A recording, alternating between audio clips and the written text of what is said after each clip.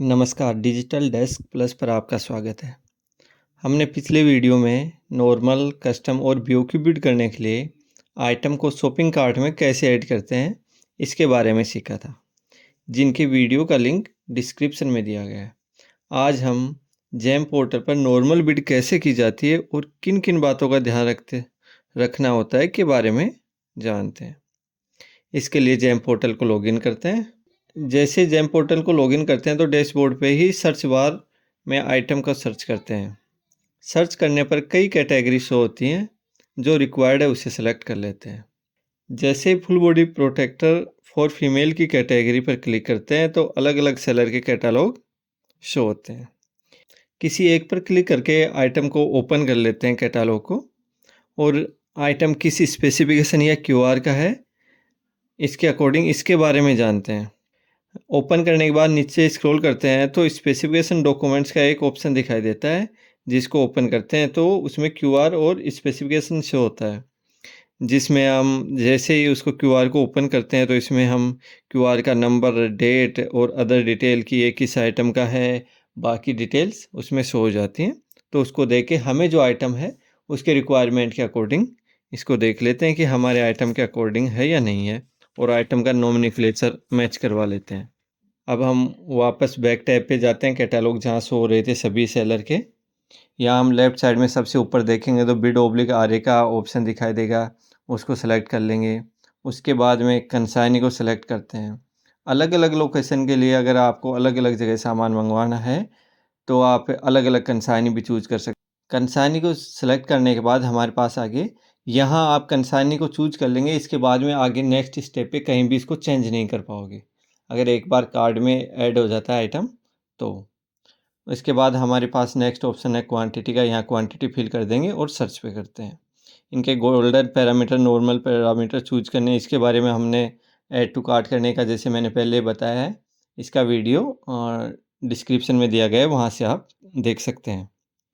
किसी भी एक कैटेगरी को सिलेक्ट करते हो, आइटम को कार्ड में ऐड कर लेते हैं। ऐड करने के बाद प्रोसीड टू चेकआउट पर क्लिक करते हैं। नेक्स्ट स्टेप पर बिड के ऑप्शन पर क्लिक करते हैं तो बिड की प्रोसेस स्टार्ट हो जाती है। फर्स्ट है स्पेसिफिकेशन। यहाँ व्यू ओब्लिक ऐड डिटेल्स पर क्लिक करते हैं। यहाँ हमें चूज गोल्डन पैरामीटर और नॉर्मल पैरामीटर के अकॉर्डिंग स्पेसिफिकेशन शो होती है। यदि इनके अलावा भी स्पेसिफिकेशन ऐड करनी है तो आप नीचे देखोगे एडिशनल स्पेसिफिकेशन पैरामीटर है, इनमें यस पे क्लिक करेंगे और एडिशनल स्पेसिफिकेशन ऐड कर लेते हैं। यहाँ फर्स्ट बॉक्स जो लेफ़्ट साइड में दिया गया है, इसमें आप पैरामीटर का नाम भरेंगे, और सेकंड बॉक्स जो राइट साइड में दिया गया है उसमें पैरामीटर की स्पेसिफिकेशन। अगर और एडिशनल स्पेसिफिकेशन ऐड करनी है तो ऊपर जो न्यू स्पेसिफिकेशन का ऑप्शन है उस पर क्लिक करके ऐड कर लेते हैं और सेव कर लेते हैं और कंटिन्यू कर देते हैं। सेकंड स्टेप पे आते हैं कंसाइनी डिटेल। यहाँ पर कंसाइनी को चेंज नहीं कर सकते हैं, जैसा मैंने पहले बताया। ओनली यहाँ आप क्वांटिटी को चेंज कर सकते हो, क्वांटिटी चेंज कर लेंगे अगर करनी है तो, नहीं ये आप डिलीवरी डेट चूज कर लेंगे। इसमें डिलीवरी डेट चूज करने के बाद आगे आप देख रहे होंगे कि स्टेगर्ड डिलीवरी का ऑप्शन दिखाई देता है। इस ऑप्शन का यूज करके आप टोटल क्वांटिटी को कई पार्ट्स में मंगवा सकते हैं, इसलिए इसका उपयोग करते हैं।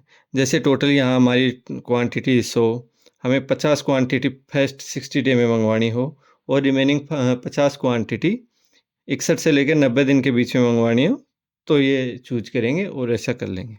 अभी हम कंटिन्यू के ऑप्शन पर क्लिक करते हैं और अगली स्टेप पे चलते हैं। नेक्स्ट स्टेप है बिड डिटेल की।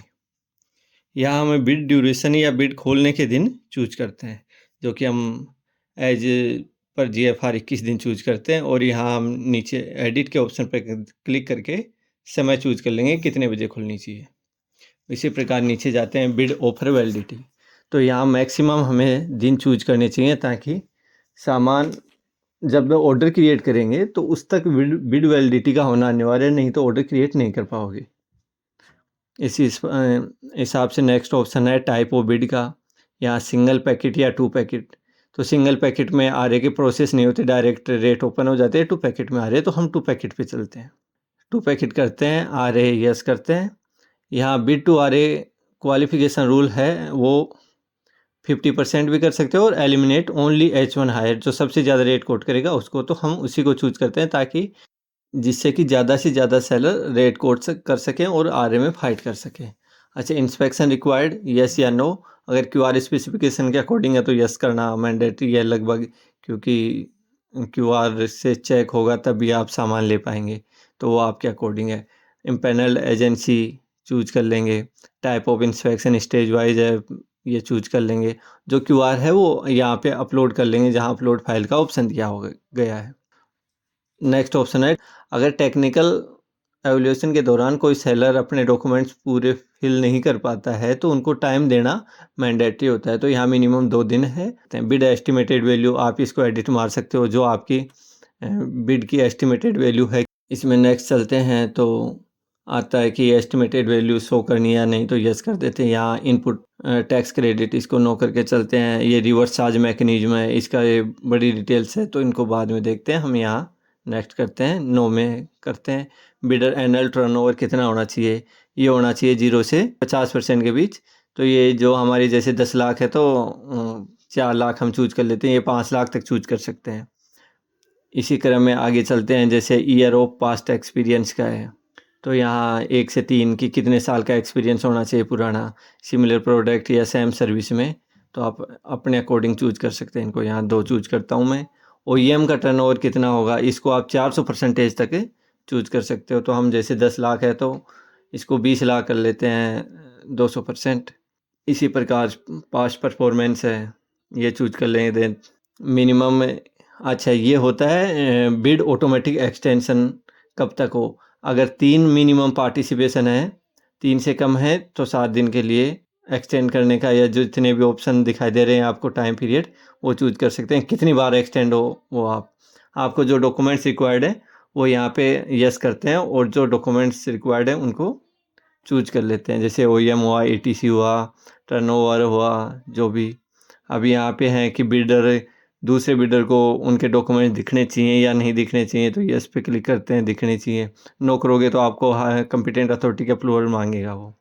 यहाँ एमएसएमई को क्या रिलैक्सेशन देने या नहीं देने हैं, स्टार्टअप को रिलैक्सेशन देने या नहीं देने, इनको यहाँ से चूज करते हैं।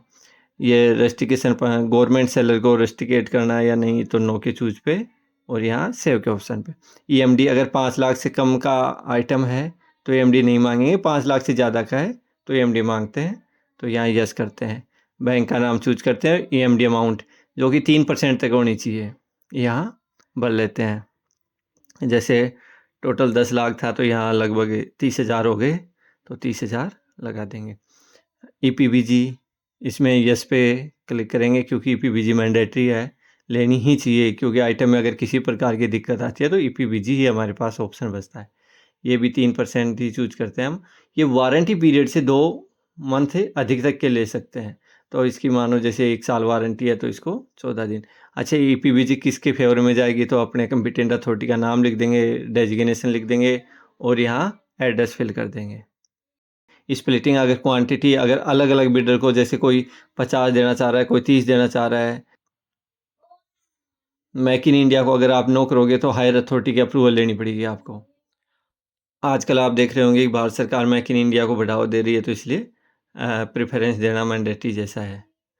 इस यहाँ फिर एमएसएमई को है, यहाँ नो करेंगे। रिजर्व आइटम है एमएसएमई के लिए तो रिजर्व करेंगे, नहीं तो नो करेंगे, और प्रेफरेंस एमएसएमई को देते हैं और आगे बढ़ते हैं। सेव के ऑप्शन पे क्लिक करते हैं। यहाँ नेक्स्ट आ जाता है आपके पास टर्म एंड कंडीशन।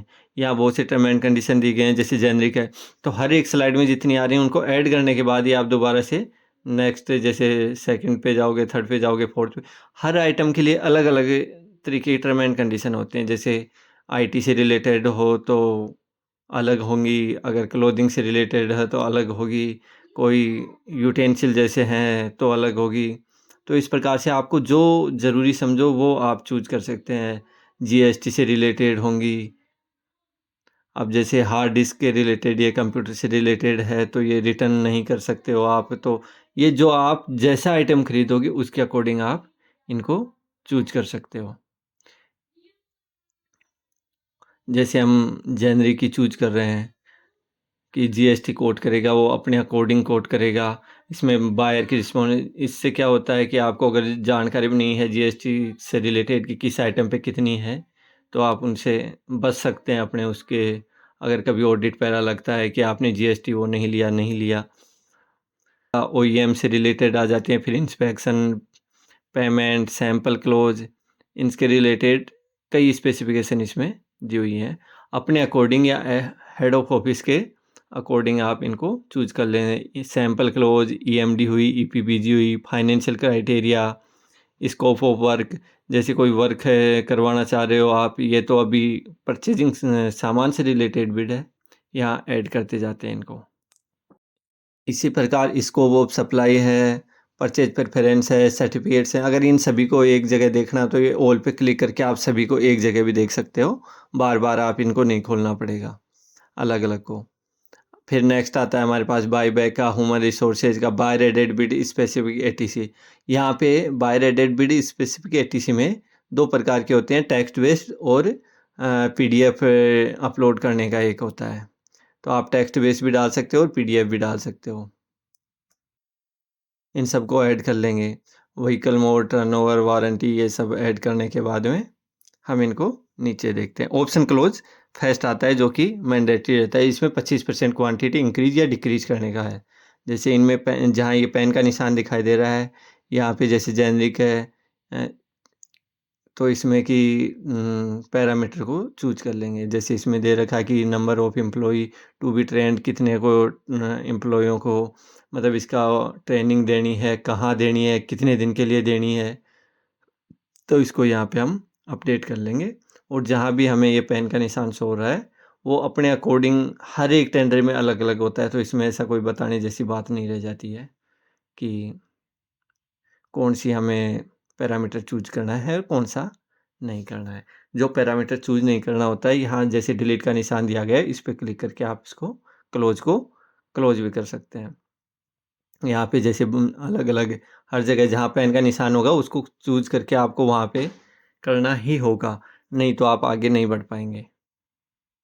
अगर आपसे के रिलेटेड नहीं है तो आप उसको डिलीट कर सकते हो।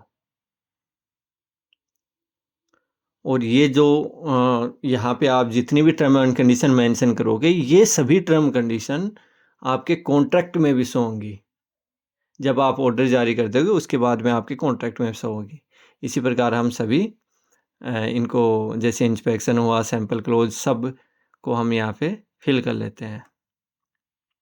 इसे नेक्स्ट दिखाई दे रहा है buyer added bid specific ATC. ये टेक्स्ट बेस है। यहाँ जो हमारी टर्म कंडीशन होंगी, जैसे कि सामान कितने दिन में सप्लाई होगा, या फिर जैसे वारंटी से रिलेटेड कॉन्ट्रैक्ट में जो भी ये ऐड करोगे वो सब हमारे उसमें कॉन्ट्रैक्ट में शो होंगी। तो ये इसको जो भी जैसे कि आईपी एड्रेस मैच होता है तो आप इनको डिसक्वालीफाई करेंगे, या जो भी आपके अकॉर्डिंग है वो आप चूज कर सकते हैं। ये टर्म कंडीशन हर ऑफिस के अकॉर्डिंग अलग अलग होती हैं। और इसी प्रकार से अगर आप एचओ से कोई फाइल पे साइन करवाया है, तो अगर और उसको टर्म कंडीशन है तो उसको यहाँ अपलोड कर सकते हो। अभी हम यहाँ इसको डिलीट कर देते हैं। वारंटी पीरियड चूज कर लेते हैं। इसी प्रकार इसको अपडेट करके सबमिट के ऑप्शन पे क्लिक करते हैं और आई एग्री पर क्लिक करते हैं। यहाँ पे हमें बिड डॉक्यूमेंट्स दिखाई देता है। इस पे क्लिक करके हम बिड डॉक्यूमेंट्स को देख सकते हैं कि हमने क्या क्या चूज किया है, क्या नहीं किया है। ये सब आपको सब दिखाई देगा। अगर आप इनमें करेक्शन है तो आप इनको करेक्ट भी कर सकते हो वापस बैक जा करके। यहाँ हमें सब कुछ जो जितने दिन डिलीवरी है, जितनी हमने टर्म कंडीशन चूज की हैं वो सब शो हो जाएंगे यहाँ पर। इनको वो करने के लिए यहाँ जैसे कर्सर देख पा रहे होंगे, यहाँ क्लिक करके आप एडिट कर सकते हो किसी भी ऑप्शन पे जाके। या हम जैसे किसी क्लोज को हटाना हो तो हटा भी सकते हैं, किसी में करेक्शन करना हो करेक्शन, यहाँ सबमिट के ऑप्शन पे क्लिक करते हैं, वापस आई एग्री पर क्लिक करते हैं और ओके के बटन पे क्लिक करते हैं। यहाँ टिक मार करते हैं, एग्री करते हैं और की जनरेट कर देते हैं, तो हमारी ये बिड की जनरेट हो जाती है। और यहाँ वेरीफाई करने के लिए 3 ऑप्शन आते हैं, ओटीपी, ई साइन और डीएससी का। तो हम किसी भी एक माध्यम से इसको वेरीफाई कर सकते हैं और इस प्रकार से हम नॉर्मल बिड पब्लिश कर सकते हैं। Thank you. Please like, share and subscribe.